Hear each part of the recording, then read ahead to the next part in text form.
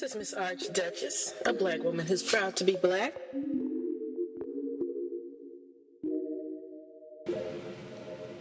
Sisters, I've been doing a lot of thinking, and one of the things I have to say in this video is that you have got to have a man plan. What do I mean by that? Well, I personally believe that whatever kind of man you are attracted to is certainly your right to be attracted to him. But I also want you to know that I don't think a lot of black women get it when it comes to black men. And I don't even think black men get it. I don't think black men even understand what the real problem is between them and us and them.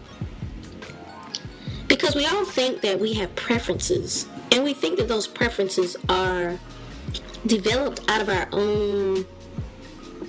Probably a lot of people develop preferences out of their life experiences, their personal desires, what's available around them, what other people think about who you want in your life, who you date. Yeah, all of those things play a factor in what we prefer and who we prefer. Sometimes it is a practical thing. We prefer people because they fit what we want and need in a more practical way. And so we tend to think in those terms. But there are a lot of people who are just attracted to what they see, and they don't even know why they're attracted to a person based on what they see. So let me break it down to you like this. For example, if you noticed on YouTube, we have numerous dark-skinned men who are speaking very boldly and very strongly about their taste and disinterest, or even their preferences. Oftentimes, these tastes, preferences, and interests do not include black women. At some point, it did include black women. Maybe a long time ago, but it did. And the reason I think you should pay attention to that is because I personally believe that a lot of black men who date outside of their race or date other are doing so because they were very dissatisfied with black women just based on their visual, or just based on the visual. Sometimes I think dark-skinned men would do better if they were to date people who look like them. But society, black society, creates the opposite attraction.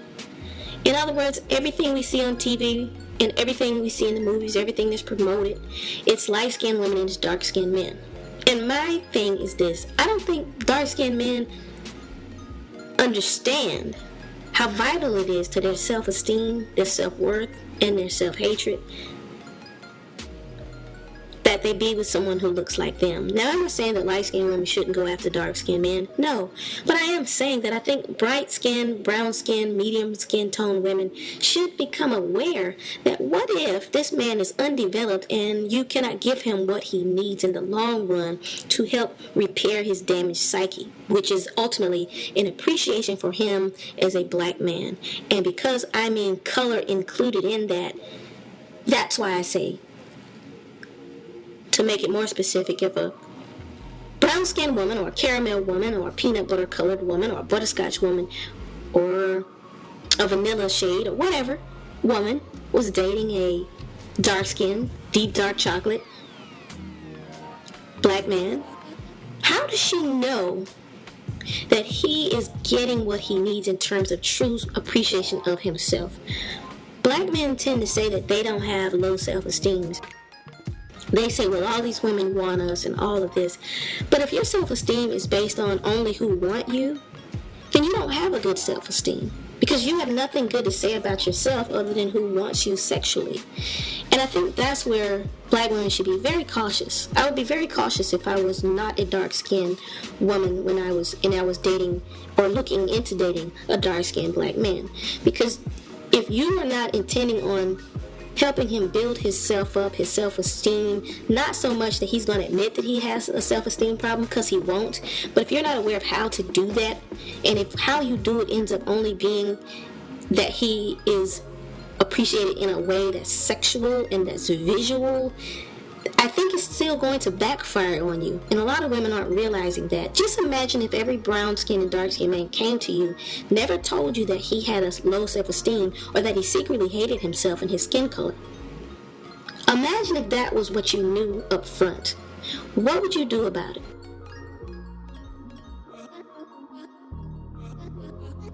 Forget about the swag. Forget about the machismo. Forget about the extra masculinity. Forget about the things that you think make him attractive. What would you do if you really knew that, based on what we've been experiencing just from YouTube here alone? All of these men are, for the most part, very dark-skinned on YouTube, who are having the largest outcry from the black community. They have the loudest voices and some of the largest channels, expressing sometimes hatred and oftentimes many things that are controversial. And some of them are just outright white supremacists. So what is the responsibility of a dark-skinned woman or a brown-skinned woman or a light brown woman in regards to dealing with these men? If you're in a relationship with a dark-skinned man, I would first and foremost suggest that you consider that. Consider that his self-esteem may be damaged, even if he doesn't think it is, even if he doesn't admit that it is, and even if he denies that it is. What are you going to do? Are you going to value him and praise him only as a sexual object? Are you going to value and praise him only as a color? What can you contribute to making sure that he doesn't walk through life feeling secretly bitter and used as a sexual tool by us as black women? Now, he's going to talk that male talk, and he's going to even say, well, I don't like dark-skinned women. I don't prefer women who are brown. I don't prefer women with natural hair or nappy hair. He'll say a lot of things.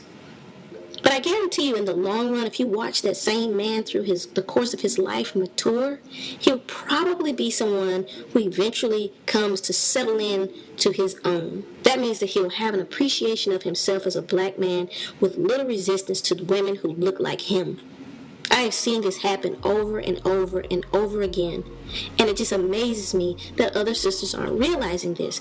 I am not saying that light-skinned women should not date dark-skinned men, but I am saying in the long run, if we cannot retain these men in our communities, and if we overvalue them and underpraise them, then we will be continuing to make a serious mistake.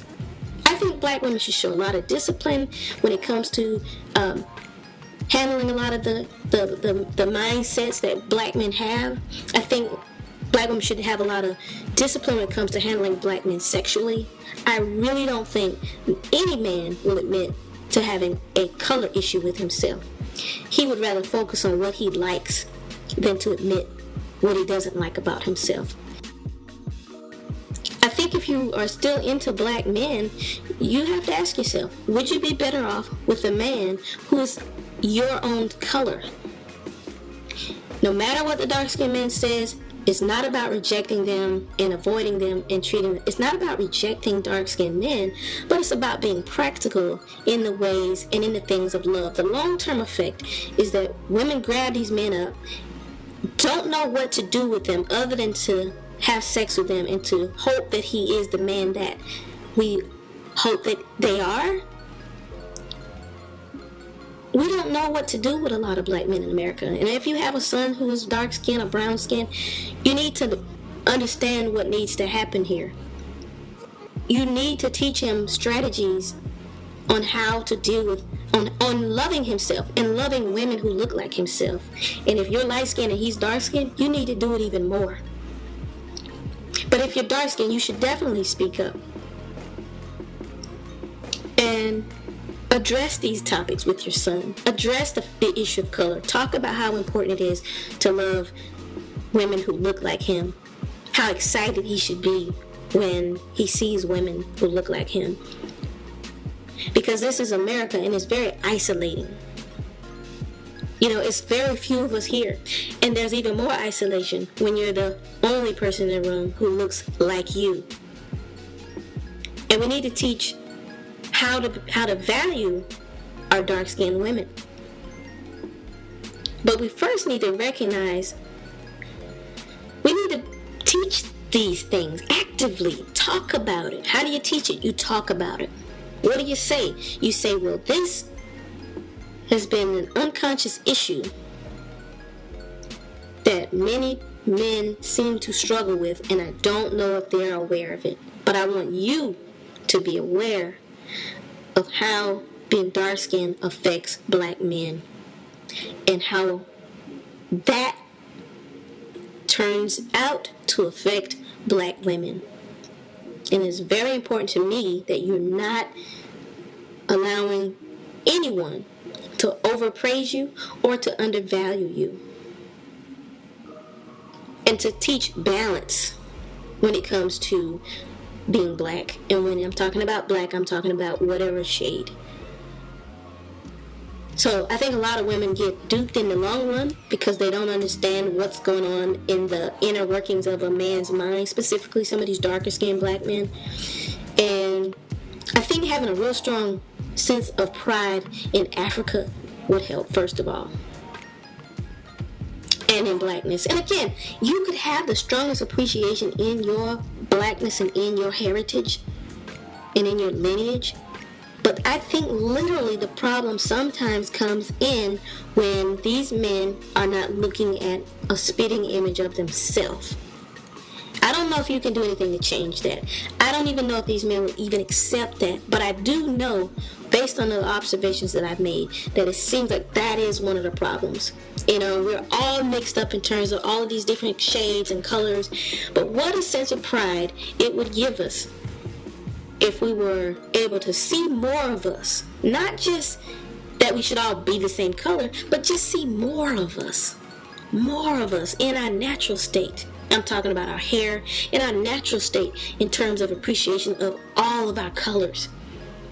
I think black women need to look at the damage that a lot of dark-skinned men do in society, and then think about what they must not have gotten from the women that they have crossed in their lives. And they don't even know to say that they are bitter because they want more black pride, they want more black culture, they want more of a black environment.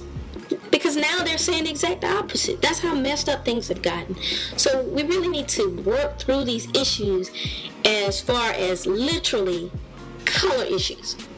A lot of times people don't want to talk about those things because we think that they should be over with. But really, the color and the skin color issues are still one of the biggest topics that I think are affecting the black community. I think skin color is still one of the biggest issues that is affecting the black community, because the loudmouths and a lot of the black men who are in the public eye in social media, entertainment, and politics are dark-skinned.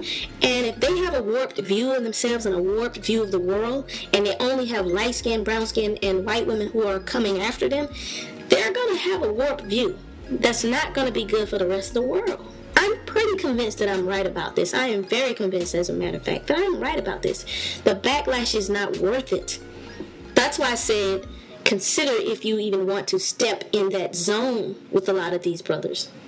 If you're able to build him up and let him know you appreciate him and his kind, woman and man, in terms of his kind, I think there's a chance. But I don't think there's a chance if a lot of women continue giving these men all this sex and, showing how much you worship him in the bed and because of his color. I don't think that's helping solve the problem, sisters. I really don't. And I think we need to look at things from a more balanced point of view concerning black men, and we need to really stop supporting these false images of what manhood is, because men do suffer from low self-esteem as well as women. So as much as we want these men to be the macho studs that look good and that are chiseled and that are great in the bed, these men are suffering greatly, and the impact of their suffering on the rest of us is tremendous, and we should be aware of it. We should have balanced conversations with these men,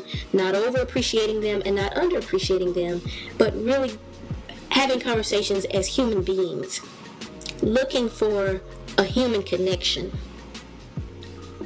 wanting to make a connection to our people and to our history. I think that would be way more effective for us as women if we learn how to have conversations and we learn how to put the brakes on some of our interests, our taste, and even our lust in black men and dark-skinned men specifically. Because if we mishandle them, remember, we could be unleashing the next Tommy Sotomayor, the next YouTube personality who feels totally used and abused by black women.